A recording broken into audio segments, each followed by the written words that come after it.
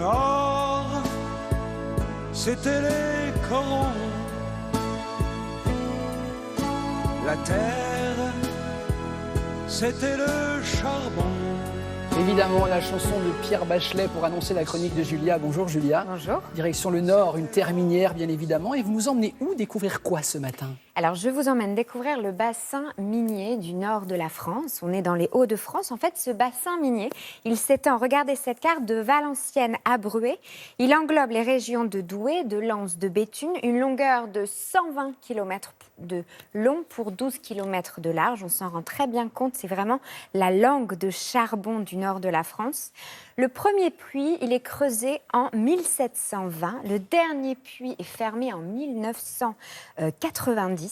3 siècles d'exploitation, 2 milliards de tonnes de charbon sont extraites de ce bassin durant ces 3 siècles. La plus grosse activité, elle est entre 1930 et 1960.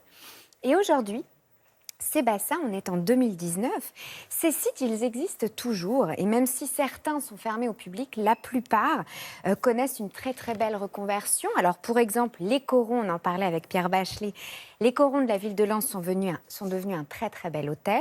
La fosse des Aunis se consacre à la scène musicale.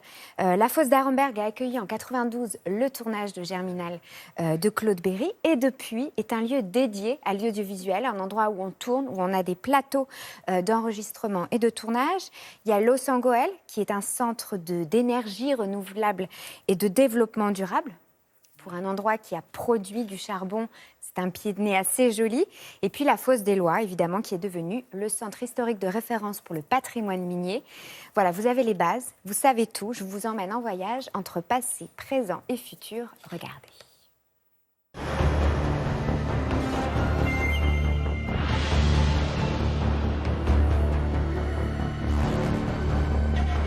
Nous nous trouvons dans une ancienne fosse de mine qui a fonctionné pendant 40 ans, de 1931 à 1971. Fosse dans laquelle ont travaillé 1000 personnes, dont 800 mineurs au fond, qui extrayaient en moyenne 1000 tonnes de charbon par jour. Alors lorsqu'on arrive au centre historique minier, les 2 éléments qui frappent les visiteurs, ce sont les chevalements.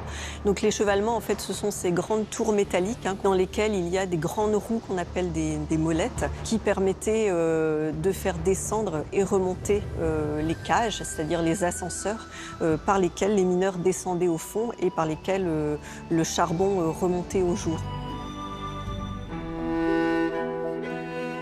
Sur le carreau de la fosse, c'est-à-dire à la surface, il y a tout un ensemble de bâtiments qui abritent bien sûr les bureaux de l'administration, le bureau du comptable où les mineurs venaient chercher leur paie tous les 15 jours, la quinzaine, et puis enfin la salle de bain des mineurs qu'on surnomme la salle des pendus. Dans la plupart des vestiaires, les mineurs accrochent leurs vêtements sur un monte-habits qui est ensuite hissé au plafond. C'est un procédé à la fois simple et ingénieux. Et la lampisterie, c'est-à-dire l'endroit où les mineurs allaient chercher leur lampe avant de descendre, la lampe leur permettait de s'éclairer, mais aussi, au fond, de détecter la présence de grisou qui pouvaient provoquer des explosions. Donc c'était un moyen d'éclairage et un moyen de sécurité. La lampe, c'est en quelque sorte le 6e sens du mineur.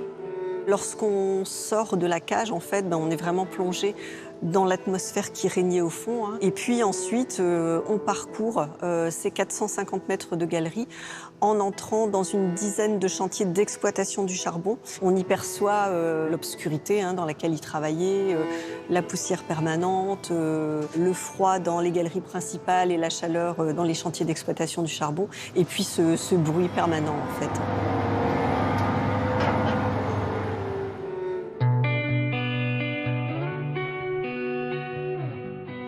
Alors ici, on est sur le site qu'on appelle le site du 11-19 de Los Angoel. Pourquoi 11-19 ? Ici, le puits numéro 11 au niveau du chevalement métallique et le puits numéro 19 au niveau de la grande tour blanche qui est juste à côté. Que ce soit chevalement métallique ou la tour qui viendra après, on aura systématiquement un tri du charbon et des roches qui sera fait.